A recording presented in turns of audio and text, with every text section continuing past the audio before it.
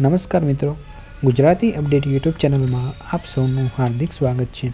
તો મિત્રો, અમરેલી જિલ્લાના બાબરા તાલુકાના ફુલઝર ગામમાં થોડા દિવસો પહેલાં જે ઘટના બની હતી એમાં મિત્રો જે ઉપયોગમાં લેવાયેલી ક્રેટા કાર હતી તે અત્યારે પોલીસે પોતાના કબજામાં લઈ લીધી છે। તો મિત્રો, જે ફુલઝર ગામમાં જે ઘટના બની હતી એમાં લગ્ન પ્રસંગે ફુલેકા દરમિયાન ઘોડી અને ટ્રેક્ટર બંને અથડાતા ત્યાર પછી મામલો વધારે ઉગ્ર બન્યો હતો, જેમાં મિત્રો અત્યારે એક વ્યક્તિનું એમાં મૃત્યુ પણ થઈ ગયું છે। તેમાં મિત્રો બંને જ્ઞાતિઓ સામસામે આવી ગઈ હતી અને બંને પક્ષો દ્વારા એકબીજા પર ફરિયાદો કરવામાં આવી છે।